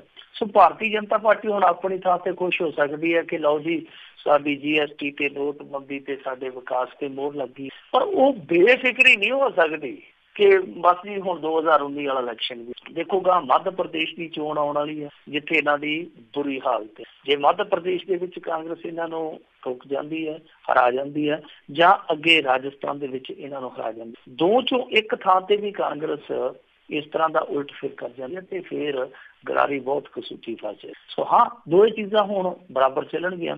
ਭਾਰਤੀ ਜਨਤਾ ਪਾਰਟੀ ਵਾਲੇ ਆਖਣਗੇ ਕਿ ਦੇਖੋ ਅਸੀਂ ਆਪਣਾ ਜਿਹੜਾ ਅਜੇਤੂ ਰੱਖ ਸੀਗਾ ਗੁਜਰਾਤ ਦੇ ਵਿੱਚ, ਉਹ ਕਿਸੇ ਤੋਂ ਵੀ ਰੁਕਣ ਨਹੀਂ ਦਿੱਤਾ। ਦੂਜੇ ਪਾਸੇ ਕਾਂਗਰਸ ਆਖੂਗੀ ਕਿ ਹਾਂ ਅਸੀਂ ਤੁਹਾਨੂੰ 26 ਸਾਲਾਂ ਦੇ ਵਿੱਚ ਪਹਿਲੀ ਦਫਾ 99 ਵਾਲੇ ਯਾਨੀ ਡਬਲ ਡਿਜਿਟ 'ਚ ਲੈ ਆਏ ਹਾਂ, ਤੁਸੀਂ ਅੱਗੇ ਟ੍ਰਿਪਲ ਡਿਜਿਟ। ਸੋ ਦੋਵੇਂ ਆਪੋ ਆਪਣੀਆਂ ਸਫਲਤਾਵਾਂ ਗਿਣਾਉਣਗੇ ਔਰ ਇਹ ਸਿਲਸਿਲਾ ਲਗਾਤਾਰ ਕਈ ਦਿਨ ਚੱਲਦਾ ਰਹੂਗਾ। ਉੱਦਾਂ ਇਸ ਸਮੇਂ ਹਿਮਾਚਲ ਦੇ ਵਿੱਚ ਜੇ ਅਸੀਂ ਦੇਖੀਏ ਤੇ ਖਿੱਚਾਤਾਣ ਇਸ ਗੱਲ ਨੂੰ ਲੈ ਕੇ ਵੀ ਸ਼ੁਰੂ ਹੋ ਚੁੱਕੀ ਹੈ ਕਿ ਇੱਥੇ ਮੁੱਖ ਮੰਤਰੀ ਕੌਣ ਹੋਵੇ। JP ਨੱਡਾ ਜਿਹੜਾ ਕੇਂਦਰ ਦੇ ਵਿੱਚ ਮਿਨਿਸਟਰ ਵੀ ਰਿਹਾ, ਉਹਦੇ ਬਾਰੇ ਚਰਚਾ ਚੱਲਦੀ ਪਈ ਆ। ਔਰ ਕੁਛ ਲੋਕ ਇਹ ਕਹਿੰਦੇ ਆ ਕਿ ਧੂਮਲ ਨੂੰ ਹਰਾਉਣ ਵਾਲਾ ਨੱਡਾ ਹੀ ਹੈ, ਕਿਉਂਕਿ ਉਹਨੂੰ ਇਹ ਲੱਗਦਾ ਸੀਗਾ ਕਿ ਇਹ ਰਾਜਪੂਤ ਬਰਾਦਰੀ ਦਾ ਬੰਦਾ ਜਿਹੜਾ ਉਹ ਮੁੱਖ ਮੰਤਰੀ ਬਣ ਜਾਏਗਾ, ਕਿਉਂਕਿ ਇੱਥੇ ਰਾਜਪੂਤ ਵੋਟ ਬੈਂਕ ਕਾਫੀ ਹੈ। ਸੋ ਉਹਨੂੰ ਹਰਾਉਣਾ ਲਾਜ਼ਮੀ ਸੀ। ਦੱਸਦੇ ਕਿ ਠੇਗੀ ਉਹਨੂੰ ਆਪਣੇ ਵਿਚਾਲੇ ਦੇ ਲੋਕਾਂ ਨੇ ਲਾ ਦਿੱਤੀ ਆ। ਹੁਣ ਕੁੱਲ ਮਿਲਾ ਕੇ ਮੋਦੀ ਸਾਹਿਬ ਹੈ ਜਿਹੜੇ ਉਹ ਖੁਸ਼ ਨੇ। ਅੱਜ ਉਹਨਾਂ ਨੇ ਸਪੀਚ ਵੀ ਕੀਤੀ, ਸੰਬੋਧਨ ਵੀ ਕੀਤਾ, ਕਈ ਕਿਸਮ ਦੀਆਂ ਉਹਨਾਂ ਨੇ ਗੱਲਾਂ ਵੀ ਕੀਤੀਆਂ। ਕਾਂਗਰਸ ਨੂੰ ਫੇਰ ਚੋਬਾਈਆਂ ਲਾ ਗਏ ਆ, ਪਰ ਉਹ ਜਾਣ ਲੱਗੇ ਜ਼ਰੂਰ ਕਹਿ ਸਕਦੇ ਆ ਐਂਡ ਆਫ ਦੀ ਡੇ, ਜਿਵੇਂ ਕਹਿੰਦੇ ਹੁੰਦੇ ਆ ਨਾ कि चमक रहा है सितारा आज जमाने में मेरे नाम का, मिल गया है नतीजा मुझे मेरे काम का, किसी चीज की जरूरत ना रही जब से नशा चढ़ा है मुझे सफलता की जाम का। पर ਇਹਦੇ 'ਚ ਇਹ ਆ ਕਿ ਹੁਣ ਰਾਹੁਲ ਗਾਂਧੀ ਵੀ ਥੱਕਿਆ ਟੁੱਟਿਆ 4 दिन ਨਾਨਕੇ ਲਾ ਕੇ ਆ ਸਕਦਾ, ਉਹ ਵੀ ਕਹਿ ਸਕਦਾ बीत गया है रास्ता कि आज मैं अपने मुकाम पर हूँ, सारे सफर सताती रही जिंदगी, थक चुका हूँ थोड़ा आज आराम पर हूँ। ਸੋ ਉਹ ਵੀ ਆਰਾਮ ਕਰ ਸਕਦਾ, ਉਹ ਵੀ ਆਰਾਮ ਕਰ ਸਕਦਾ। ਇਹਨਾਂ ਨੂੰ ਹੁਣ ਦੋਨਾਂ ਨੂੰ ਇੱਕ ਦਫਾ ਆਰਾਮ ਮਿਲ ਜਾਵੇ। ਬਿਲਕੁਲ ਜੀ ਬਿਲਕੁਲ। ਤੇ ਅੱਗੇ ਆਪਾਂ ਗੱਲ ਕਰਦੇ ਹਾਂ ਹੁਣ ਟਰਾਂਸਜੈਂਡਰਾਂ ਨੂੰ ਹਰ ਮਹੀਨੇ ਸਰਕਾਰ ਦੇਵੇਗੀ ਪੈਨਸ਼ਨ। ਦੇਖੋ ਇਹ ਜਿਹੜਾ ਫੈਸਲਾ ਕੀਤਾ ਆਂਧਰਾ ਪ੍ਰਦੇਸ਼ ਦੀ ਗਵਰਨਮੈਂਟ ਨੇ ਕੀਤਾ ਕਿ ਇਹ ਟਰਾਂਸਜੈਂਡਰਾਂ ਨੂੰ ਹੁਣ 1500 ਰੁਪਈਆ ਮੰਥਲੀ ਪੈਨਸ਼ਨ ਦਿਆ ਕਰਨ। ਔਰ ਇਹ ਜਿਹੜੀ ਪੈਨਸ਼ਨ ਦਿਆ ਕਰਨਗੇ ਉਹ 18 ਸਾਲ ਤੋਂ ਵੱਧ ਦੇ ਜਿਹੜੇ ਟਰਾਂਸਜੈਂਡਰ ਹੋਣਗੇ ਉਹਨਾਂ ਨੂੰ। ਇਹ ਮੁੱਖ ਮੰਤਰੀ ਚੰਦਰ ਬਾਬੂ ਦੀ ਕੈਬਨਿਟ ਸਲਾਹ ਲੈਣ। ਔਰ ਇੱਕ ਅਨੁਮਾਨ ਦੇ ਮੁਤਾਬਕ, ਅੰਦਾਜ਼ੇ ਦੇ ਮੁਤਾਬਕ ਇਸ ਸੂਬੇ ਦੇ ਵਿੱਚ 26,000 ਦੇ ਕਰੀਬ ਟਰਾਂਸਜੈਂਡਰ। ਸੋ ਇਹ ਸਾਰੇ ਇਸ ਸਕੀਮ ਦਾ ਫਾਇਦਾ ਲੈ ਸਕਣਗੇ। ਹੁਣ ਵੈਸੇ ਇਸ ਤੋਂ ਪਹਿਲਾਂ ਕੇਰਲ ਨੇ ਇਦਾਂ ਦੀ ਯੋਜਨਾ ਜਿਹੜੀ ਉਹ 2015 ਚ ਸ਼ੁਰੂ ਕਰ ਦਿੱਤੀ ਸੀ। ਵੈਸੇ ਇਹ ਇੱਕ ਸ਼ੁਭ ਸੰਕੇਤ ਆ ਕਿ ਟਰਾਂਸਜੈਂਡਰਾਂ ਬਾਰੇ ਵੀ ਹੁਣ ਥੋੜੀ ਸੋਚ ਜਿਹੜੀ ਆ ਉਹ ਅੱਗੇ ਚਰਚਾ ਕਰਨ ਲੱਗ ਪਈ। ਪਹਿਲਾਂ ਤੇ ਇਸ ਮਾਮਲੇ 'ਚ ਜਿਹੜੀਆਂ ਸਾਡੀਆਂ ਸੋਚਾਂ ਸੀਗੀਆਂ ਉਹ ਸੀਮਤ ਹੋ ਕੇ ਚਰਚਾ ਹੀ ਨਹੀਂ ਸੀ ਕਰਦੀਆਂ, ਪਰ ਹੁਣ ਚਰਚਾ ਜ਼ਰੂਰ। ਤੁਹਾਨੂੰ ਯਾਦ ਹੋਣਾ ਸ਼ਾਇਦ ਕਿ ਇਸ ਸਾਲ ਦੇ ਸ਼ੁਰੂਆਤੀ ਗੇੜ ਦੇ ਵਿੱਚ ਕੇਰਲ ਨੇ 17 ਟਰਾਂਸਜੈਂਡਰ ਆਪਣੇ ਮੈਟਰੋ ਰੇਲ ਗੱਡੀਆਂ ਦੇ ਵਿੱਚ ਇਹਨਾਂ ਨੂੰ ਨੌਕਰੀਆਂ ਸਨ। ਉਸ ਤੋਂ ਬਾਅਦ ਬੰਗਾਲ ਦੇ ਵਿੱਚ ਇੱਕ ਟਰਾਂਸਜੈਂਡਰ ਜੱਜ ਬਣਿਆ ਸੀ। ਇਸ ਤੋਂ ਇਲਾਵਾ ਹਾਈ ਕੋਰਟ ਨੇ ਇੱਕ ਟਰਾਂਸਜੈਂਡਰ ਨੂੰ ਪੁਲਿਸ ਦੇ ਵਿੱਚ ਭਰਤੀ ਕਰਨ ਦਾ ਰਾਸਤਾ ਸਾਫ਼, ਜੋ ਕਿ ਰਾਜਸਥਾਨ ਦਾ ਵਾਮ। ਸੋ ਕਾਫੀ ਕੁਛ ਕੀਤਾ ਜਾ ਰਿਹਾ। ਆ ਜਿਹੜੀ ਸਾਡੀ ਯੂਨੀਵਰਸਿਟੀ ਪੀਯੂ ਪੰਜਾਬ ਯੂਨੀਵਰਸਿਟੀ ਨੂੰ ਕਹਿ ਦਿੰਦੇ, ਇਹਨੇ ਵੀ ਇਹਨਾਂ ਦੀਆਂ ਫੀਸਾਂ ਮਾਫ਼ ਕੀਤੀ। ਹੋਰ ਵੀ ਕਈ ਰਾਜ ਆ ਜਿਹੜੇ ਇਹਨਾਂ ਨੂੰ ਸਹੂਲਤਾਂ ਦੇਣ ਦਾ ਯਤਨ ਕਰਦੇ ਪਏ, ਜਿਹੜਾ ਕਿ ਮੇਰੇ ਖਿਆਲ ਦੇ ਨਾਲ ਚੰਗਾ ਕਦਮ ਹੈ। ਵੈਸੇ ਇੱਥੇ ਇੱਕ ਚੀਜ਼ ਜਿਹੜੀ ਦੇਖਣ ਵਾਲੀ ਹੈ ਕਿ ਦੇਖੋ, ਆਜ਼ਾਦੀ ਦੇ 70 ਸਾਲ ਬੀਤ ਜਾਣ ਦੇ ਬਾਵਜੂਦ ਇਹਨਾਂ ਲਈ ਕੋਈ ਬਰਾਬਰਤਾ ਦਾ, ਕੋਈ ਬਰਾਬਰ ਅਧਿਕਾਰਾਂ ਦਾ, ਬਰਾਬਰ ਹੱਕਾਂ ਦਾ ਜਾਂ ਸਮਾਜੀ ਰੁਤਬੇ ਦਾ ਕੋਈ ਵੀ ਰਸਤਾ ਨਹੀਂ ਖੋਲ੍ਹਿਆ ਗਿਆ। ਸੁਪਰੀਮ ਕੋਰਟ ਦੇ ਹੁਕਮ ਤੋਂ ਬਾਅਦ ਇਹਨਾਂ ਨੇ ਇੱਕ ਕੁਵਤ ਸ਼ੁਰੂ ਕੀਤੀ ਕਿ ਅਸੀਂ ਕਾਨੂੰਨ ਬਣਾਉਣਾ। ਬਾਅਦ ਦੇ ਵਿੱਚ ਉਹ ਕਾਨੂੰਨ ਬਣਾਇਆ ਵੀ ਇਹਨਾਂ ਨੇ, ਉਹ ਸਿਲੈਕਸ਼ਨ ਕਮੇਟੀ ਖੁੱਲ ਗਿਆ, ਮੁੜ ਕੇ ਉੱਥੇ ਦਾ ਉੱਥੇ ਕਮੇਟੀ ਹੋ ਗਿਆ। ਫੇਰ ਬਣਾਇਆ ਲਗਭਗ ਵੈਸਾ ਹੀ ਕਾਨੂੰਨ ਬਣਾਇਆ ਜਿਹੜਾ 2014 ਚ ਬਣਾਇਆ ਸੀ, ਪਹਿਲਾਂ ਵੈਸਾ ਹੀ ਸੀ, ਪਰ ਉਹ ਵੀ ਨੇਪਰੇ ਨਹੀਂ ਚੜਿਆ। ਤਾਂ ਫਿਰ ਹੋਇਆ ਕਿ ਹੁਣ ਇਹਨਾਂ ਨੇ ਇੱਕ ਨਵਾਂ ਕਾਨੂੰਨ ਲਿਆਂਦਾ ਟਰਾਂਸਜੈਂਡਰ। ਤਾਂ ਇਹਦੇ ਵਿੱਚ ਇਹਨਾਂ ਨੇ ਅੱਗੇ ਜਾ ਕੇ ਉਹ ਪਾਰਸ਼ਲ ਮੇਲ ਪਾਰਸ਼ਲ ਫੀਮੇਲ ਵਾਲਾ ਜਿਹੜਾ ਉਹ ਪੰਗਾ ਪਾ ਦਿੱਤਾ। ਉਹਦੇ ਤੇ ਲੋਕ ਹੁਣ ਕਈ ਕਿਸਮ ਦੇ ਸਵਾਲ ਕਰਦੇ ਆ ਕਿ ਇਹ ਨਹੀਂ ਹੋਣਾ ਚਾਹੀਦਾ, ਤੁਸੀਂ ਇਹਨਾਂ ਦੀਆਂ ਸ਼੍ਰੇਣੀਆਂ ਨਹੀਂ ਅੱਗੇ ਬਣਾ ਸਕਦੇ। ਜੇ ਤੁਸੀਂ ਸ਼੍ਰੇਣੀਆਂ ਹੀ ਬਣਾਉਣੀਆਂ ਤੇ ਫਿਰ ਇਸ ਬਿੱਲ ਦਾ ਕੀ ਫਾਇਦਾ, ਇਸ ਕਾਨੂੰਨ ਦਾ ਕੀ ਫਾਇਦਾ। ਸੋ ਉਸ ਕਾਲੇ ਮਾਲੇ ਦੇ ਵਿੱਚ, ਉਸ ਰੋਲ ਘਚੋਲੇ ਦੇ ਵਿੱਚ ਹਾਲੇ ਤੱਕ ਉਹ ਬਿੱਲ ਹੈ ਜਿਹੜਾ ਮੇਰੇ ਖਿਆਲ ਦੇ ਨਾਲ ਇਸ ਸਰਦ ਰੁੱਤ ਦੇ ਸੈਸ਼ਨ 'ਚ ਵੀ ਟੇਬਲ ਨਹੀਂ ਹੋ ਸਕਿਆ ਤੇ ਨਾ ਹੀ ਹੋਣ ਦੀ ਉਮੀਦ ਆ। ਪਰ ਮੈਨੂੰ ਲੱਗਦਾ ਹੈ ਕਿ ਜ਼ਰੂਰਤ ਹੈ ਇਸ ਦੇ ਵਿੱਚ ਕਿ ਉਹ ਜਿਹੜਾ ਬਿੱਲ ਆ ਜਲਦੀ ਟੇਬਲ ਕਰਕੇ ਉਹਦੇ ਤੇ ਬਹਿਸ ਹੋਣੀ ਚਾਹੀਦੀ, ਕਾਨੂੰਨ ਬਣਨਾ ਚਾਹੀਦਾ। ਇਹ ਜਿਹੜੇ ਟਰਾਂਸਜੈਂਡਰ ਇਹਨਾਂ ਨੂੰ ਜਿਹੜੇ ਇਹਨਾਂ ਦੇ ਬੁਨਿਆਦੀ ਹੱਕ ਹੈ, ਜਿਹੜੇ ਅਧਿਕਾਰ ਆ, ਉਹ ਬਰੋਬਰ ਜਿੱਦਾਂ ਆਮ ਲੋਕਾਂ ਨੂੰ ਮਿਲਦੇ, ਚਾਹੇ ਕੋਈ ਮੇਲ ਆ ਚਾਹੇ ਕੋਈ ਫੀਮੇਲ ਆ, ਉਹਨਾਂ ਦੇ ਵਾਂਗੂ ਇਹਨਾਂ ਨੂੰ ਵੀ ਹੱਕ ਇਹਨਾਂ ਦੇ ਮਿਲਣੇ ਜੀ। ਤੇ ਅੱਗੇ ਆਪਾਂ ਗੱਲ ਕਰਦੇ ਹਾਂ ਟੈਲੀਕਾਮ ਕੰਪਨੀ ਦੀ ਤੇ ਲੋਕਾਂ ਦਾ ਸਬਸਿਡੀ ਵਧਾਈ। ਦੇਖੋ, ਇਹਨਾਂ ਨੇ ਸਬਸਿਡੀ ਫਸਾ ਦਿੱਤੀ ਹੈ, ਸਗੋਂ ਵਧਾਈ। ਇਹ ਅਸਲ ਦੇ ਵਿੱਚ ਇੱਕ ਬੜਾ ਅੜੰਗਾ ਪੈ ਗਿਆ। ਏਅਰਟੈਲ ਕੰਪਨੀ ਹੈ ਜਿਹੜੀ ਬਹੁਤ ਵੱਡੀ ਕੰਪਨੀ ਹੈ ਟੈਲੀਕਾਮ, ਉਸ ਕੰਪਨੀ ਨੇ ਕੀ ਕੀਤਾ ਕਿ ਜਦੋਂ ਆਧਾਰ ਕਾਰਡ ਲਿੰਕ ਕਰਾਉਣੇ ਸਨ ਆਪਣੇ ਕਨੈਕਸ਼ਨਾਂ ਦੇ ਨਾਲ ਲੋਕਾਂ ਨੇ, ਤਾਂ ਇਹਨਾਂ ਨੇ ਕੀ ਕੀਤਾ ਕਿ ਬਿਨਾਂ ਖਾਤਾ ਧਾਰਕਾਂ ਦੇ, ਬਿਨਾਂ ਜਿਹੜੇ ਸਿਮ ਧਾਰਕ ਸੀ ਇਹਨਾਂ ਦੇ, ਉਹਨਾਂ ਦੀਆਂ ਬਿਨਾਂ ਇਜਾਜ਼ਤਾਂ ਤੋਂ ਆਪਣੇ ਜਿਹੜੇ ਇਹਨਾਂ ਦੇ ਇੱਕ ਖਾਤਾ ਟਾਈਪ ਲੈ ਲਓ, ਜਿੱਦਾਂ ਅੱਜ ਕੱਲ੍ਹ ਚੱਲਦੀ ਆ, ਇੱਕ ਦੂਜੇ ਤੋਂ ਪੇਮੈਂਟਾਂ ਕਰਦੇ ਆ, ਤਾਂ ਉਸ ਆਪਣੇ ਟੈਲੀਕਾਮ ਬੈਂਕ ਦੇ ਵਿੱਚ ਹੀ ਖਾਤੇ ਖੋਲ ਦਿੱਤੇ ਆਪੋ ਆਪਣੀ ਮਰਜ਼ੀ ਦੇ ਨਾਲ ਹੀ, ਕਿਸੇ ਤੋਂ ਪੁੱਛਿਆ ਨਹੀਂ, ਕਿਸੇ ਤੋਂ ਦੱਸਿਆ ਨਹੀਂ। ਹੁਣ ਇਹਨਾਂ ਨੇ ਕੀ ਕੀਤਾ ਸੀਗਾ ਕਿ ਪਹਿਲਾਂ ਤੋਂ ਨਿਯਮ ਬਣਾ ਰੱਖਿਆ ਸੀਗਾ ਕਿ ਜਿਹੜਾ ਵੀ ਨਵਾਂ ਖਾਤਾ ਖੋਲ੍ਹਦਾ ਜਿਹਦੇ ਨਾਲ ਆਧਾਰ ਕਾਰਡ ਲਿੰਕ ਹੁੰਦਾ, ਸਬਸਿਡੀ ਉਹਦੇ 'ਚ ਜਾਏਗੀ। ਮਸਲਨ ਜਿੱਦਾਂ ਇੰਡੀਆ ਦੇ ਵਿੱਚ ਇੱਕ ਇਸ ਸਮੇਂ ਜਿਹੜੀ ਸਕੀਮ ਚੱਲਦੀ ਹੈ, ਜਿੱਦਾਂ ਉਦਾਹਰਨ ਦੇ ਦਿੰਦਾ ਮੈਂ ਤੁਹਾਨੂੰ ਕਿ ਰਸੋਈ ਗੈਸ 'ਚ ਜਿਹੜੀ ਸਬਸਿਡੀ ਆਉਂਦੀ ਹੈ, ਰਸੋਈ ਗੈਸ ਦੇ ਵਿੱਚ ਸਬਸਿਡੀ ਹੁਣ ਸਿੱਧੇ ਰੂਪ ਦੇ ਵਿੱਚ ਤੁਹਾਡੇ ਖਾਤੇ 'ਚ ਆਉਂਦੀ। ਪਹਿਲਾਂ ਇਹ ਸਿਸਟਮ ਹੋਰ ਤਰੀਕੇ ਨਾਲ ਚੱਲਦਾ ਸੀ, ਪਰ ਹੁਣ ਬੈਂਕ ਖਾਤੇ 'ਚ ਆਉਂਦੀ। ਤਾਂ ਇਹਦੇ 'ਚ ਅੱਗੇ ਇਹ ਪ੍ਰਬੰਧ ਕੀਤਾ ਗਿਆ ਕਿ ਜਿਹੜਾ ਵੀ ਨਵਾਂ ਖਾਤਾ ਖੁੱਲ੍ਹੇਗਾ ਜਿਹਦੇ ਨਾਲ ਆਧਾਰ ਕਾਰਡ ਲਿੰਕ ਹੋਏਗਾ, ਸਬਸਿਡੀ ਉਹਦੇ 'ਚ ਹੀ ਜਾਏਗੀ। ਸੋ ਇਹਨਾਂ ਨੇ ਆਪਣੇ ਉਹ ਬੈਂਕ ਖਾਤੇ ਖੋਲ ਦਿੱਤੇ, ਆਪੋ ਆਪਣਾ ਜਿਹੜਾ ਇਹਨਾਂ ਦਾ ਉਹ ਪੇਮੈਂਟ ਕਰਨ ਵਾਲਾ ਹੁੰਦਾ ਜ਼ਰੀਆ। ਸੋ ਉਹਦੇ ਵਿੱਚ ਹੋਇਆ ਕੀ ਆ ਕਿ ਬਹੁਤ ਵੱਡੇ ਪੱਧਰ ਤੇ ਜਿਹੜੀਆਂ ਸਬਸਿਡੀ ਉਹ ਇਹਨਾਂ ਦੇ ਖਾਤੇ 'ਚ ਡਿੱਗਣ ਲੱਗ ਪਈਆਂ।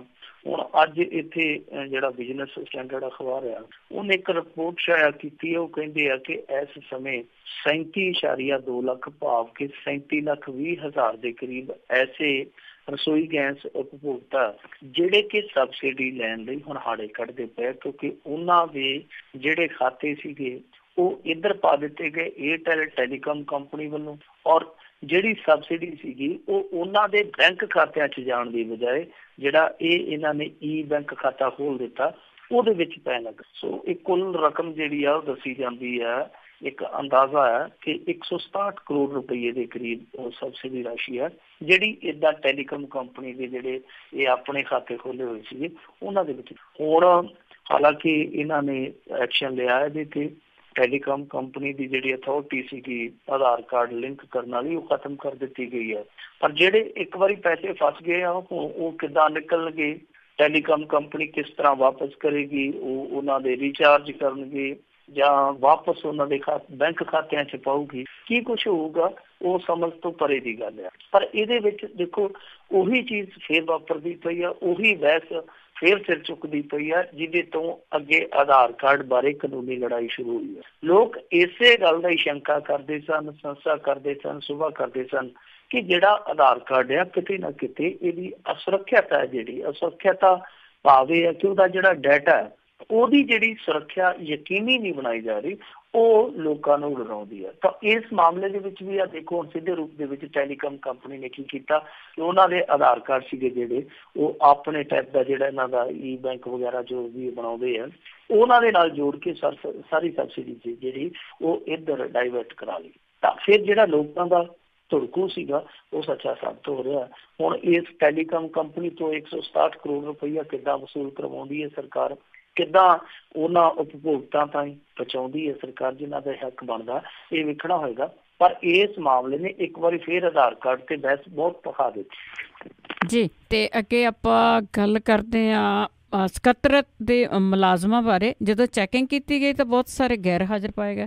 ਇਹ ਹੁਣ ਤੁਸੀਂ ਆਪ ਅੰਦਾਜ਼ਾ ਲਾ ਲਓ ਕਿ ਸੈਕਟਰੀਏਟ ਦੇ ਵਿੱਚ ਇਹ ਹਾਲ ਆ ਤੇ ਜਿਹੜੇ ਦੂਰ ਦਰਾਜ ਇਲਾਕਿਆਂ 'ਚ ਅਫਸਰ ਤੈਨਾਤ ਹੋਏ ਹੋਣਗੇ ਉਹ ਕਿੱਦਾਂ ਪਹੁੰਚਦੇ ਹੋਣੇ? ਮਸਲਨ ਕਈ ਪਿੰਡ ਏਦਾਂ ਦੇ ਆ ਪੰਜਾਬ ਦੇ ਜਿਨ੍ਹਾਂ ਨੂੰ ਕੋਈ ਰਸਤਾ ਨਹੀਂ ਜਾਂਦਾ, ਕਈ ਵਾਰ ਦਰਿਆ ਪਾਰ ਕਰਨਾ ਪੈਂਦਾ ਤੇ ਦਰਿਆ ਵੀ ਹੁਣ ਬੰਦਾ ਆਪ ਨਹੀਂ ਪਾਰ ਕਰ ਸਕਦਾ, ਕਿਸੇ ਬੇੜੇ ਰਾਹੀਂ ਕਰਦਾ। ਸਾਈਕਲ, ਮੋਟਰਸਾਈਕਲ, ਕਾਰ, ਟਰੈਕਟਰ ਵੀ ਬੇੜਿਆਂ ਦੇ ਵਿੱਚ ਰੱਖ ਕੇ ਪਾਰ ਲਗਾਉਣੇ ਪੈਂਦੇ ਆ। ਕਈ ਪਿੰਡ ਏਦਾਂ ਦੇ ਆ ਜਿਨ੍ਹਾਂ ਦੇ ਵਿੱਚ ਹਾਲੇ ਵੀ ਕੋਈ ਪੱਕੀ ਸੜਕ ਨਹੀਂ ਜਾਂਦੀ, ਕਈ ਕੱਚੀਆਂ ਸੜਕਾਂ ਜਾਂਦੀਆਂ। ਸਾਡੇ ਪੰਜਾਬ ਦੇ 2-3 ਪਿੰਡ ਏਦਾਂ ਦੇ ਪਰਾਂ ਜਦੋਂ ਰੋਪੜ ਤੋਂ ਪਰੇ ਨੂੰ ਨਿਕਲ ਜਾਈਏ ਹਿਮਾਚਲ ਸਾਈਡ ਨੂੰ, ਉਹ ਨਾ ਪੰਜਾਬ ਵਾਲੇ ਅਪਣਾਉਂਦੇ ਨਾ ਹਿਮਾਚਲ ਵਾਲੇ ਅਪਣਾਉਂਦੇ ਆ। ਵੈਸੇ ਉਹ ਹੈ ਪੰਜਾਬ ਦੇ ਵਿੱਚ। ਤੇ ਜੇ ਏਦਾਂ ਦੇ ਪਿੰਡਾਂ 'ਚ ਕਿਸੇ ਦੀ ਉੱਥੇ ਕਿੰਨਾ ਪਹੁੰਚਦਾ ਹੋਊਗਾ ਤੁਸੀਂ ਆਪ ਅੰਦਾਜ਼ਾ ਲਾ ਲਓ। ਜਿਹੜਾ ਬੰਦਾ ਸਰਕਾਰ ਦੇ ਨੱਕ ਹੇਠ ਸੈਕਟਰੀਏਟ ਦੇ ਵਿੱਚ ਟਾਈਮ ਤੇ ਨਹੀਂ ਪਹੁੰਚਦਾ, ਜੇ ਉਹਦੀ ਡਿਊਟੀ ਦੂਰ ਦਰਾਜ ਦੇ ਪਿੰਡਾਂ 'ਚ ਲੱਗੀ, ਉਹ ਉੱਥੇ ਬਹੁਤ ਵੇਲੇ ਸਿਰ ਪਹੁੰਚ ਜਾਂਦਾ ਹੋਊਗਾ ਮੇਰੇ ਖਿਆਲ ਦੇ ਨਾਲ। ਇਹੋ ਜਿਹੀ ਸੰਭਾਵਨਾ ਬੜੀ। ਇਹ ਜਿਹੜੀ ਚੈਕਿੰਗ ਕੀਤੀ ਉਹ 300 ਦੇ ਕਰੀਬ ਮੁਲਾਜ਼ਮਾਂ ਦੀ ਹੋਈ। 300 ਦੇ ਵਿੱਚੋਂ ਆਪ ਅੰਦਾਜ਼ਾ ਲਾ ਲਓ 77 ਜਿਹੜੇ ਮੁਲਾਜ਼ਮ ਸੀਗੇ ਉਹ ਗੈਰ ਹਾਜ਼ਰ ਮੁਲਾਜ਼ਮ, ਔਰ ਨਾਲ ਮੁਲਾਜ਼ਮਾਂ ਦੇ ਅਧਿਕਾਰੀ। ਸੋ ਮੁਲਾਜ਼ਮ ਅਧਿਕਾਰੀ ਕੁੱਲ ਮਿਲਾ ਕੇ 77 ਬਣਾਏ ਗਏ। ਹੁਣ ਕਿਸੇ ਨੂੰ ਕਹਿ ਦੇਣਗੇ ਜੀ ਕਿ ਅਸੀਂ ਇਹਨੂੰ ਨੋਟਸ ਕੱਢਾਂਗੇ, ਕਿਸੇ ਦੀ ਹੋ ਸਕਦਾ ਬਦਲੀ ਵੀ ਕਰ ਦੇਣ, ਪਰ ਇਹ ਸਭ ਕੁਛ ਅੱਗੇ ਵੀ ਚੱਲਦਾ ਰਿਹਾ। ਸੁਖਬੀਰ ਸਿੰਘ ਬਾਦਲ ਨੇ ਵੀ 1-2 ਦਫਾ ਇਸੇ ਤਰ੍ਹਾਂ ਦਾ ਇੱਕ ਨਾਟਕ ਜਿਹਾ ਕੀਤਾ ਸੀਗਾ। ਬਾਅਦ ਦੇ ਵਿੱਚ ਜਿਵੇਂ ਥੋੜੀ ਜਿਹੀ ਢਿੱਲਤਾ ਹੋਈ, ਸਭ ਕੁਛ ਉਦਾਂ ਹੀ ਚੱਲਦਾ ਰਿਹਾ। ਉਹ ਜਿਹੜੇ ਪੁਲਿਸ ਵਾਲੇ ਇੱਕ ਵਾਰੀ ਸੁੱਤੇ ਫੜੇ ਗਏ ਸੀ, ਉਹਨਾਂ ਨੂੰ ਸਜ਼ਾ ਦੇ ਤੌਰ ਤੇ ਕਹਿੰਦੇ ਸੀ ਕਿ ਤੁਹਾਨੂੰ ਪੁਲਿਸ ਲਾਈਨ 'ਚ ਘੱਲਿਆ ਜਾਂਦਾ। ਉਹ ਕਹਿੰਦੇ ਕਿ ਪੁਲਿਸ ਲਾਈਨ 'ਚ ਘੱਲੋ ਕਿ ਕਿਹੜਾ, ਉੱਥੇ ਫਾਇਲ ਲੱਗ ਜਾਣਾ। 4 ਦਿਨ ਇੱਥੇ ਸੜਕ ਤੇ ਨਾਕੇ ਨਾ ਲਾਵਾਂਗੇ, ਥੋੜਾ ਖਾ ਲਵਾਂਗੇ, ਕੋਈ ਗੱਲ ਨਹੀਂ, ਇੱਜ਼ਤ ਮਾਨ ਨਾਲ ਉੱਥੇ ਦਿਨ ਕੱਟ ਹੋਣੇ। ਸੋ ਇਸ ਤਰ੍ਹਾਂ ਦੀਆਂ ਮਾਮੂਲੀ ਜਿਹੀਆਂ ਕਾਰਵਾਈਆਂ ਕਰਕੇ, ਮਾਮੂਲੀ ਜਿਹੇ ਐਕਸ਼ਨ ਕਰਕੇ ਇਹਨਾਂ ਨੂੰ ਛੱਡ ਦਿੱਤਾ ਜਾਂਦਾ। ਪਰ ਇੱਥੇ ਸਭ ਤੋਂ ਵੱਡਾ ਸਵਾਲ ਖੜਾ ਇਹੋ ਹੁੰਦਾ ਕਿ ਜਦੋਂ ਅੱਜ ਦੇ ਜ਼ਮਾਨੇ 'ਚ ਆ ਜਿਹੜੀਆਂ ਟੈਲੀਕਾਮ ਕੰਪਨੀਆਂ ਆਈਆਂ, ਜਿਹੜੀਆਂ ਇਹ ਆਪਣੀਆਂ ਸਰਵਿਸ ਦੇਣ ਲਈ ਸਰਵਿਸ ਸੈਂਟਰ ਖੋਲ੍ਹਦੀਆਂ ਨਿੱਕੇ ਸ਼ਹਿਰਾਂ 'ਚ, ਇਹਨਾਂ ਦੇ ਵਿੱਚ ਬਾਇਓਮੀਟ੍ਰਿਕ ਹਾਜ਼ਰੀ ਸਿਸਟਮ ਲੱਗੇ ਪਏ ਆ। ਜੇ ਬੈਂਕਾਂ 'ਚ ਜਾਈਏ, ਨਿੱਜੀ ਬੈਂਕਾਂ ਦੇ ਵਿੱਚ ਬਾਇਓਮੀਟ੍ਰਿਕ ਹਾਜ਼ਰੀ ਸਿਸਟਮ ਲੱਗੇ ਪਏ ਆ, ਤਾਂ ਫਿਰ ਸਾਡੀ ਸਰਕਾਰ ਜਿਹੜੀ ਆ ਉਹ ਇਹੋ ਜਿਹੇ ਮਾਮਲੇ ਤੇ ਸੰਜੀਦਗੀ ਕਿਉਂ ਨਹੀਂ? ਕਿਉਂਕਿ ਦੇਖੋ ਜਿਹੜੇ ਨਿੱਜੀ ਕਾਮੇ ਆ ਉਹ 15-15 ਹਜ਼ਾਰ ਰੁਪਈਆ ਤਨਖਾਹ ਲੈਂਦੇ ਆ, ਪਰ ਜਿਹੜਾ ਉਹਨਾਂ ਦਾ ਤੈਅ ਸਮਾਂ ਹੁੰਦਾ, ਸਮੇਂ ਤੋਂ 5 ਮਿੰਟ ਪਹਿਲਾਂ ਹੀ ਆ ਕੇ ਗੇਟ ਤੇ ਖੜੇ ਹੁੰਦੇ ਆ ਕਿ ਕਿਤੇ ਇਹ ਨਾ ਹੋਵੇ ਕਿ ਅਸੀਂ ਅੰਦਰ ਐਂਟਰ ਹੋਣ ਤੋਂ ਲੇਟ ਹੋ ਜਾਈਏ ਤੇ ਸਾਡੀ ਦਿਹਾੜੀ ਮਰ ਜਾਵੇ। ਤੇ ਜਿਹੜੇ 2,15,000 ਜਾਂ 1,15,000 ਤਨਖਾਹ ਲੈਂਦੇ ਹੋਣਗੇ, ਉਹ ਕੋਈ ਪਰਵਾਹ ਨਹੀਂ ਕਰਦੇ। 11 ਵਜੇ ਉੱਠੇ ਤੇ ਮੁੱਛਾਂ ਨੂੰ ਕੁੰਡ ਦੇ ਕੇ ਫਿਰ ਸੌਂ ਗਏ, ਕੋਈ ਗੱਲ ਨਹੀਂ, 1-2 ਵਜੇ ਜਾ ਕੇ ਤੇ ਹਾਜ਼ਰੀ ਪਾਵਾਂ। ਇਹ ਇਸ ਤਰ੍ਹਾਂ ਦਾ ਜਿਹੜਾ ਚੱਲਣ ਹੈ ਉਹਨੂੰ ਬੰਦ ਕਰਨਾ ਚਾਹੀਦਾ ਮੇਰੇ ਖਿਆਲ ਦੇ ਨਾਲ। ਜਿਸ ਦੌਰ ਦੇ ਵਿੱਚ ਤੁਹਾਡੇ ਕੋਲ ਬਾਇਓਮੀਟ੍ਰਿਕ ਹਾਜ਼ਰੀ ਸਿਸਟਮ ਹੈ ਤਾਂ ਉਹ ਵਰਤਣਾ ਚਾਹੀਦਾ। ਇਹ ਨਹੀਂ ਹੈ ਕਿ ਤੁਸੀਂ ਦੂਜੇ ਪਾਸੇ ਤੁਰੇ ਫਿਰੋ, ਹੋਰ ਹਵਾਈ ਕਿਲੇ ਉਸਾਰਦੇ ਫਿਰੋ। ਇਹੋ ਜਿਹੇ ਕੰਮ ਕਰਨੇ ਬਹੁਤ ਲਾਜ਼ਮੀ ਆ। ਔਰ ਖਾਸ ਤੌਰ ਤੇ ਮੈਂ ਤਾਂ ਕਹਿੰਦਾ ਕਿ ਸਕੂਲਾਂ ਦੇ ਵਿੱਚ ਵੀ ਬਾਇਓਮੀਟ੍ਰਿਕ ਹਾਜ਼ਰੀ ਜਿਹੜੇ ਉਹ ਲੱਗਣੇ ਚਾਹੀਦੇ ਆ। ਪਰ ਜਿੱਥੇ ਸੈਕਟਰੀਏਟ ਦੇ ਵਿੱਚ ਹਾਲ ਇਹ ਆ ਦੂਜੇ ਥਾਂ ਤੇ ਉਹ ਹਾਲ ਕਦੋਂ ਠੀਕ ਹੋਏਗਾ? ਮੇਰੇ ਖਿਆਲ ਦੇ ਨਾਲ ਉਹ ਲੰਮੀਆਂ ਚੌੜੀਆਂ ਵਾਟਾਂ ਨੇ ਜੀ। ਤੇ ਅਗਲੀ ਖਬਰ ਵੱਲ ਚੱਲਦੇ ਹਾਂ ਕਿ ਉਚੇਰੀ ਸਿੱਖਿਆ ਮੰਤਰੀ ਚੰਨੀ ਨੇ ਹਾਥੀ ਦੀ ਸਵਾਰੀ ਕੀਤੀ। ਊਟ ਪਟਾਂਗ ਖਬਰਾਂ ਇਸ ਤਰ੍ਹਾਂ ਦੀਆਂ ਬਹੁਤ ਜ਼ਿਆਦਾ ਆਉਂਦੀਆਂ ਤੇ ਇੱਕ ਅਖਬਾਰ ਨੇ ਕਿਹਾ ਵੀ ਇਹ ਜੋਤਸ਼ੀ ਦੇ ਕਹਿਣ ਤੇ ਅਜਿਹਾ ਕੀਤਾ ਗਿਆ। ਨਹੀਂ, ਵੈਸੇ ਚੰਨੀ ਰੰਗੀਲਾ ਆਦਮੀ। ਇੱਕ ਵਾਰੀ ਇਹਨੂੰ ਅਸੈਂਬਲੀ ਦੇ ਵਿੱਚ ਪੁੱਛਿਆ ਗਿਆ ਤੇ ਤੁਹਾਡੇ ਕੈਪਟਨ ਦੇ ਰਾਜ ਦੇ ਵਿੱਚ ਸਭ ਤੋਂ ਵੱਡਾ ਕੰਮ ਕੀ ਹੋਇਆ? ਤੇ ਆਖਿਆ ਸੀ ਸੜਕਾਂ ਨੂੰ ਪੈਂਚਰ ਲਾਏ ਆ। ਤੇ ਲੋਕੀ ਹੱਸਦੇ ਸੀਗੇ, ਸਾਈਕਲਾਂ ਨੂੰ ਵੀ ਪੈਂਚਰ ਲਾਏ, ਸੜਕਾਂ ਨੂੰ ਵੀ ਪੈਂਚਰ ਲਾਏ, ਇਹ ਵੀ ਇੱਕ ਵੱਡੀ ਉਪਲਬਧੀ। ਉਸ ਤੋਂ ਬਾਅਦ PhD ਕਰਨ ਤੁਰਿਆ। ਉਹ PhD ਵੀ ਮਸ਼ਹੂਰ ਹੋਈ ਤੇ ਇਹਨੂੰ PhD ਵੀ ਆਖੀ ਜਾਂਦੇ ਹੈ। ਵੈਸੇ ਉਚੇਰੀ ਸਿੱਖਿਆ ਦਾ ਹੁਣ ਇਹਦੀ ਅੱਜ ਜਿਹੜੀ ਫੋਟੋ ਛਪੀ ਹੈ, ਇਸ ਫੋਟੋ ਤੇ ਵੀ ਲੋਕ ਬੜੀਆਂ ਚੁਟਕਲੇ ਪਏ ਆ। ਵੈਸੇ ਇਹਦੇ ਨਾਲ ਦੇ ਤੇ ਇਹਦੇ ਸਮਰਥਕ ਤੇ ਕਹਿੰਦਾ ਜੀ ਵੈਸੇ ਉਹ ਚੰਨੀ ਸਾਹਿਬ ਦਾ ਜੀ ਕੀਤਾ ਸੀਗਾ, ਕਹਿੰਦਾ ਕਿ ਹਾਥੀ ਤੇ ਜਿਹੜਾ ਕੱਢਣਾ ਤੇ ਹਾਥੀ ਤੁਰਿਆ ਜਾਂਦਾ ਸੀ ਕਿਤੇ ਚੰਡੀਗੜ੍ਹ ਸੜਕ ਤੇ, ਇਹਨੇ ਹੱਥ ਦੇ ਕੇ ਰੋਕ ਲਿਆ ਤੇ ਹਾਥੀ ਤੇ ਜਾ ਚੜਿਆ। ਤੇ ਲੋਕ ਕਹਿੰਦੇ ਕਿ ਇਹ ਕੋਈ ਅਜ਼ੀਮੋ ਸ਼ਹਿਨਸ਼ਾਹ ਸੀਗਾ ਜਿਹੜਾ ਉੱਥੇ ਆਪਣੀ ਪ੍ਰਜਾ ਨੂੰ ਵੇਖਣ ਚੱਲਿਆ ਸੀ। ਜੇ ਚੱਲਿਆ ਹੀ ਸੀਗਾ ਤੇ ਫਿਰ ਸਾਰੇ ਪੰਜਾਬ 'ਚ ਗੇੜਾ ਕੱਢ ਆਉਂਦਾ, ਪਰ ਪਟਿਆਲੇ ਹੀ ਜਾ ਆਉਂਦਾ ਜਿੱਥੇ ਕੱਲ ਕੁੱਟ ਕੇ ਕਾਲੀ ਇਹਨਾਂ ਨੇ ਦੂਰੇ ਕੀਤੇ ਡੰਡਿਆਂ ਦੇ ਨਾਲ। ਹੁਣ ਇਸ ਹਾਥੀ ਬਾਰੇ ਇੱਕ ਅਖਬਾਰ ਨੇ ਦਾਅਵਾ ਕੀਤਾ ਆ ਕਿ ਇਹ ਓਦਾਂ ਹੀ ਨਹੀਂ ਚੜ੍ਹ ਗਿਆ ਚੰਨੀ ਇਸ ਹਾਥੀ ਤੇ। ਅਸਲ ਦੇ ਵਿੱਚ ਚੰਨੀ ਸਾਹਿਬ ਨੂੰ ਜੋਤਸ਼ੀ ਨੇ ਕਿਹਾ ਸੀਗਾ ਕਿ ਗਾਂ ਮੰਤਰੀ ਮੰਡਲ ਦਾ ਵਿਸਤਾਰ ਹੋਣ ਜਾ ਰਿਹਾ ਤੇ ਜੇ ਤੂੰ ਕੋਈ ਚੰਗਾ ਫੱਬਦਾ ਜਿਹਾ ਉਹਦਾ ਲੈਣਾ ਤੇ ਫਿਰ ਤੈਨੂੰ ਹਾਥੀ ਤੇ ਸਵਾਰੀ ਕਰਨੀ, ਜਿਹੜਾ ਇੱਕ ਦੇਣਾ ਪੈਣਾ ਛੋਟਾ। ਤੇ ਫਿਰ ਇਹਨੇ ਹਾਥੀ ਦਾ ਪ੍ਰਬੰਧ ਕਰ ਉਹ ਉਪਾਅ ਜਿਹੜਾ ਉਹ ਕਰ ਲਿਆ। ਉਹਦਾ ਚੰਨੀ ਸਾਹਿਬ ਬਾਰੇ ਅੱਗੇ ਵੀ ਖਬਰ ਆਈ ਸੀਗੀ। ਇਹਦੇ ਘਰ ਦੇ ਮੂਹਰੇ ਜਿਹੜੀ ਇੱਕ ਪਾਰਕ ਉਹਨੂੰ ਇਸੇ ਕਰਕੇ ਤੋੜਿਆ ਗਿਆ ਕਿਉਂਕਿ ਇਹਦਾ ਜਿਹੜਾ ਜੋਤਸ਼ੀ ਸੀ ਉਹ ਇਸ ਗੱਲ ਦੇ ਵਿੱਚ ਰਾਜੀ ਨਹੀਂ ਸੀਗਾ ਕਿ ਇਹ ਪਾਰਕਿੰਗ। ਵੈਸੇ ਹੁਣ ਚੰਨੀ ਸਾਹਿਬ ਦਾ ਤੇ ਪਤਾ ਨਹੀਂ ਹੈ। ਓਦਾਂ ਸਾਡੀ ਇੱਥੋਂ ਦੀ ਜਿਹੜੀ ਭਾਰਤੀ ਰਾਜਨੀਤੀ ਹੈ ਜੇ ਉਹਦੇ 'ਚ ਅਸੀਂ ਮੋਟਾ ਜਿਹਾ ਅਨੁਮਾਨ ਲਈਏ ਤੇ 70-80% ਜਿਹੜੇ ਉਹ ਅੰਨੇ ਵਿਸ਼ਵਾਸੀ। ਜਿਹੜਾ ਹੁੰਦਾ ਸੀਗਾ ਸਾਡੇ ਇੱਥੇ ਪ੍ਰਧਾਨ ਮੰਤਰੀ ਦੇਵੇ ਗੌੜਾ, ਉਹਦਾ ਮੁੰਡਾ ਜਦੋਂ ਕੁਮਾਰ ਸਵਾਮੀ ਮੁੱਖ ਮੰਤਰੀ ਬਣਿਆ ਸੀਗਾ ਤੇ ਉਹਨਾਂ ਨੇ ਸਾਰਿਆਂ ਤੋਂ ਪਹਿਲਾਂ ਕੰਮ ਇਹੀ ਕੀਤਾ ਸੀਗਾ ਕਿ ਸਾਰੀ ਚਾਰ ਦੀਵਾਰੀ ਜਿਹੜੀ ਹੈ ਉਹ ਉੱਚੀ ਚੁਕਵਾਤੀ ਸੀ ਤੇ ਫਿਰ ਗਾਵਾਂ ਵੱਛੇ ਵੱਛੀਆਂ ਇਹ ਸਪੈਸ਼ਲ ਲਿਆ ਕੇ ਘਰੇ ਉੱਥੇ ਬੰਨੀਆਂ ਗਈਆਂ ਤੇ ਫਿਰ ਉਸ ਤੋਂ ਬਾਅਦ ਉਹ ਬਾਹਰ ਨਿਕਲਿਆ ਸੀ। ਇਸੇ ਤਰ੍ਹਾਂ ਖੁਦ ਦੇਵਗੌੜਾ ਜਿਹੜਾ ਉਹ ਵੀ ਜੋਤਸ਼ੀ ਤੋਂ ਪੁੱਛ ਸੀ। ਇੰਦਰਾ ਗਾਂਧੀ, ਰਾਜੀਵ ਗਾਂਧੀ, ਇਹ ਸਾਰੀਆਂ ਇਹਨਾਂ ਚੀਜ਼ਾਂ ਦੀਆਂ ਮਾਰੀਆਂ ਹਸਤੀਆਂ ਸੀਗੀਆਂ। ਤੁਹਾਨੂੰ ਯਾਦ ਹੋਣਾ ਗਿਆਨੀ ਜੈਲ ਸਿੰਘ ਨੇ ਤੇ ਇਸ ਰਾਜਨੀਤੀ ਨੂੰ ਬੁਰੀ ਤਰ੍ਹਾਂ ਸ਼ਰਮਸਾਰ ਕਰ ਦਿੱਤਾ ਸੀ। ਰਾਜਨੀਤੀ ਨੂੰ ਕੀ ਪੂਰੇ ਦੇਸ਼ में ਉਹ ਦੇਵਹਾਰਾ ਬਾਬਾ ਦੇ ਪੈਰਾਂ 'ਚ ਜਾ ਕੇ ਬਹਿ ਗਿਆ ਸੀ ਤੇ ਪੈਰ ਨੂੰ ਸਿਰ ਤੇ ਲਾ ਕੇ ਆਸ਼ੀਰਵਾਦ ਦਿੰਦਾ ਸੀ ਤੇ ਉਹ ਫੋਟੋ ਜਿਹੜੀ ਸਾਰੇ ਸੰਸਾਰ ਦੇ ਵਿੱਚ। ਇਹ ਬਹੁਤ ਜ਼ਿਆਦਾ ਢਕੋਸਲੇ ਕਰਦੇ ਆ ਸਿਆਸਤਦਾਨ। ਜਿੰਨਾ ਵੱਡਾ ਸਿਆਸਤਦਾਨ ਓਡਾ ਵੱਡਾ ਉਹ ਅੰਧ ਵਿਸ਼ਵਾਸੀ ਹੋ ਜਾਂਦਾ। ਆ ਸਾਡੇ ਇੱਥੇ ਕਰਨਾਟਕ ਦਾ ਇੱਕ ਮੁੱਖ ਮੰਤਰੀ ਸੀ, ਉਹਦੀ ਕਾਰ ਤੇ ਕਾਂ ਬਹਿ ਗਿਆ। ਉਹਨੇ ਨਾਲ ਦੀ ਨਾਲ ਜੋਤਸ਼ੀ ਨੂੰ ਹੌਟਲਾਈਨ ਤੇ ਲੈ ਲਿਆ ਕਿ ਇਹ ਤੇ ਮਗਰੋਂ ਨਹੀਂ ਲੈਂਦਾ ਪਿਆ। ਤੇ ਜੋਤਸ਼ੀ ਨੇ ਆਖਿਆ ਤੇ ਲੈਣਾ ਬੜਾ ਦਵਾ ਦਵ ਗੱਡੀ 'ਚ ਉੱਤਰ ਕੇ ਨਵੀਂ ਗੱਡੀ ਮੰਗਾ 14 ਲੱਖ ਰੁਪਈਏ ਦੀ ਖੜੇ ਕਰ। ਉਹ ਕਾਂ ਸੀ ਜਿਹੜਾ ਉਹ ਪਤਾ ਨਹੀਂ ਕਲਚਣਾ ਸੀ, ਕਲੈਣਾ ਸੀ ਜਾਂ ਸੁਲੱਖਣਾ ਸੀਗਾ, ਪਰ 14 ਲੱਖ ਰੁਪਈਏ ਦਾ ਇਸ ਜਨਤਾ ਦੇ ਖਜ਼ਾਨੇ ਦਾ ਨੁਕਸਾਨ ਹੋ। ਬੜੀਆਂ ਇਸ ਤਰ੍ਹਾਂ ਦੀਆਂ ਘਟਨਾਵਾਂ ਨੇ ਜਿਨ੍ਹਾਂ ਦੇ ਵਿੱਚ ਵਾਰ-ਵਾਰ ਗੱਲਾਂ ਇਸ ਤਰ੍ਹਾਂ ਦੀਆਂ ਆਉਂਦੀਆਂ। ਖਾਸ ਤੌਰ ਤੇ ਇੱਕ ਚਿੱਤੂ ਪਾਂਡੇ ਹੋਇਆ। ਚਿੱਤੂ ਪਾਂਡੇ ਫਰੀਡਮ ਫਾਈਟਰ ਸੀ। ਉਹਦੇ ਬਾਰੇ ਇਹ ਕਿਹਾ ਜਾਂਦਾ ਕਿ ਜਿਹੜੀ ਵੀ ਹਸਤੀ ਉਹਦੀ ਮੂਰਤੀ ਤੇ ਜਾ ਕੇ ਹਾਰ ਪਾਉਂਦੀ ਹੈ ਉਹ ਮਰ ਜਾਂਦੀ। ਇੰਦਰਾ ਨੇ ਪਾਇਆ ਤਾਂ ਮਰ ਗਈ, ਰਾਜੀਵ ਨੇ ਪਾਇਆ ਤਾਂ ਮਰ ਗਈ, ਗਿਆਨੀ ਜੈਲ ਸਿੰਘ ਪਾ ਕੇ ਆਇਆ ਤਾਂ ਹਾਰਟ ਅਟੈਕ ਹੋ ਗਿਆ। ਇਸ ਤਰ੍ਹਾਂ ਦੇ ਕਈ ਟੋਟਕੇ ਆ। ਜਿਹੜਾ ਅਖਿਲੇਸ਼ ਯਾਦਵ ਆ 5 ਸਾਲ ਨੋਇਡਾ ਦੇ ਵਿੱਚ ਨਹੀਂ ਗਿਆ ਜਦੋਂ ਮੁੱਖ ਮੰਤਰੀ ਰਿਹਾ, ਕਿਉਂਕਿ ਯੂਪੀ ਦੇ ਵਿੱਚ ਮਾਨਤਾ ਏਦਾਂ ਦੀ ਬਣੀ ਪਈ ਆ ਕਿ ਜਦੋਂ ਦਾ ਵੀਰ ਬਹਾਦਰ ਸਿੰਘ 1988 ਦੇ ਵਿੱਚ ਨੋਇਡਾ ਤੋਂ ਜਾਂਦਾ ਲਖਨਊ ਨੂੰ ਮੁੱਖ ਮੰਤਰੀ ਦੇ ਅਹੁਦੇ ਤੋਂ ਲੈ ਗਿਆ ਸੀ, ਉਦੋਂ ਬਾਅਦ ਕੋਈ ਵੀ ਚੀਫ ਮਿਨਿਸਟਰ ਉੱਤਰ ਪ੍ਰਦੇਸ਼ ਦਾ ਮੁੱਖ ਮੰਤਰੀ ਹੁੰਦਿਆਂ ਨੋਇਡਾ ਨਹੀਂ ਆ। ਸੋ ਇਸ ਤਰ੍ਹਾਂ ਦੇ ਟੋਟਕੇਬਾਜ਼ੀਆਂ ਬੜੀਆਂ ਚੱਲਦੀਆਂ। ਸੁਖਬੀਰ ਸਿੰਘ ਬਾਦਲ ਦੇ ਵੀ ਨਗ ਵੰਨ ਸੁਵੰਨੇ ਪਾਏ ਹੁੰਦਾ। ਖੈਰ ਵੀ ਜਾਤੀ ਮਸਲੇ ਆ, ਕੋਈ ਮੰਨਦਾ ਕਿਸੇ ਨੂੰ ਮੰਨੀ ਜਾਵੇ, ਪਰ ਚੰਨੀ ਸਾਹਿਬ ਦੇ ਮਾਮਲੇ 'ਚ ਕਾਫੀ ਲੋਕ ਜਿਹੜੇ ਆ ਉਹ ਚੁਟਕੀਆਂ ਵਜਾਉਂਦੇ ਪਏ ਆ, ਚੁਟਕਲੇ ਕੱਸਦੇ ਪਏ ਆ। ਪਰ ਮੈਂ ਤੇ ਇਸ ਗੱਲੋਂ ਕਹਿੰਦਾ ਕਿ ਸ਼ੁਕਰ ਆ ਕਿਤੇ ਜੋਤਸ਼ੀ ਨੇ ਉਹਨੂੰ ਕਿਸੇ ਹੋਰ ਜਾਨਵਰ ਦੀ ਸਵਾਰੀ ਕਰਨ ਲਈ ਨਹੀਂ ਕਹਿਤਾ। ਜੇ ਕੁੱਕੜ ਕੱਕੜ ਦੀ ਸਵਾਰੀ ਕਹਿ ਦਿੰਦਾ ਤੇ ਕੰਮ ਜੇ ਕਿਸੇ ਹੋਰ ਐਦੋਂ ਵੀ ਹੋਰ ਦੂਸਰੇ ਜਾਨਵਰ ਦੀ ਕਹਿ ਦਿੰਦਾ ਸਵਾਰੀ ਕਿਸੇ ਕਾਂਗਰਸੀ ਕਿੱਧਰ ਨੂੰ ਜਾਂਦੇ, ਉਹ ਵੇਖਣ ਵਾਲੀ ਗੱਲ ਹੈ, ਸੋਚਣ ਵਾਲੀ ਗੱਲ। ਬਿਲਕੁਲ, ਕਿਤੇ ਉੜਨੇ ਵਾਲੇ ਤੇ ਨਹੀਂ ਕਹਿ ਦਿੱਤਾ ਤਾਂ ਚੰਨੀ ਸਾਹਿਬ ਉੜੇ ਫਿਰਨੇ ਸੀ ਅਸਮਾਨ ਦੇ ਵਿੱਚ। ਤੇ ਜਾਂਦੇ ਅਖੀਰ ਦੇ ਵਿੱਚ ਆਪਾਂ ਗੱਲ ਕੋਈ ਇੱਕ ਚੰਗੀ ਖਬਰ ਵੀ ਕਰ ਜਾਂਦੇ ਹਾਂ ਕਿ ਬਾਹਰੋਂ ਆਏ ਨੌਜਵਾਨ ਨੇ ਸੁਨੇਹਾ ਦੇਣ ਵਾਲਾ ਵਿਆਹ ਕਰਵਾਇਆ। ਦੇਖੋ ਜਿਹੜੇ ਪੈਲਸਾਂ ਵਾਲੇ ਕੰਮ ਤੋਰੇ ਹੈਗੇ ਤੇ ਬਾਹਰਲਿਆਂ ਨੇ ਤੋਰੇ ਆ, ਤੇ ਜੇ ਇਸ ਤਰ੍ਹਾਂ ਬਾਹਰੋਂ ਆ ਕੇ ਹੁਣ ਨਵੀਆਂ ਪੈੜਾਂ ਪਾਉਣਗੇ ਮੇਰੇ ਖਿਆਲ ਦੇ ਨਾਲ ਬਹੁਤ। ਇਹ ਮੁੰਡਾ ਜਿਹੜਾ ਸੀਗਾ ਨਿਊਜ਼ੀਲੈਂਡ ਸਟੱਡੀ ਸੀ ਵੈਸੇ ਸੰਸਥਾਵਾਂ ਦੇ ਨਾਲ ਵੀ, ਔਰ ਜਿਹੜੀ ਲੜਕੀ ਆ ਉਹਦਾ ਪਰਿਵਾਰ ਵੀ ਇੱਕ ਇਹੋ ਜਿਹੀ ਸੰਸਥਾ ਨਾਲ ਜੁੜੀ ਹੋਈ ਫੈਮਿਲੀ ਹੈ ਜਿਨ੍ਹਾਂ ਨੇ ਇਹ ਬੀੜਾ ਚੁੱਕਿਆ ਹੋਇਆ ਕਿ ਸਮਾਜ ਦੇ ਵਿੱਚ ਫਜ਼ੂਲ ਖਰਚੀ ਹੈ ਜਿਹੜੀ ਉਹ ਖਤਮ ਕਰੀਏ। ਸੋ ਮੁੰਡਾ ਆਇਆ, ਇਹ ਬਰਾਤ ਫਿਰ ਚੜਿਆ, ਔਰ ਇਸ ਬਰਾਤ ਦੇ ਵਿੱਚ ਸਿਰਫ ਤੇ ਸਿਰਫ 11 ਬੰਦੇ ਸੀ। ਇਹ ਪਿੰਡ ਸੁਹਾਲੀ ਚ ਬਿਨਾਂ ਦਾਜ ਦੇਸ਼ ਤੋਂ ਵਿਆਹ ਹੋਇਆ, ਜਿਹੜਾ ਮੋਹਾਲੀ ਦੇ ਬਿਲਕੁਲ ਲੱਗ। ਸੋ ਇਹ ਬਦਨਪੁਰੇ ਤੋਂ ਮੁੰਡਾ ਆਇਆ ਸੀ, ਸੁਹਾਲੀ ਦੇ ਵਿੱਚ ਇਹ ਟੁਕਿਆ ਸੀਗਾ ਜਿੱਥੇ ਇਸ ਆਨੰਦ ਕਾਰਜ ਵਾਲਾ ਕੰਮਕਾਰ ਸੀਗਾ, ਉਹ ਨੇਪਰੇ ਚੜਿਆ। 11 ਬੰਦੇ ਬਰਾਤ ਚ ਆਏ ਔਰ ਗੁਰੂ ਘਰ ਦੇ ਵਿੱਚ ਹੀ ਸ਼ਾਦੀ ਹੋਈ ਆ।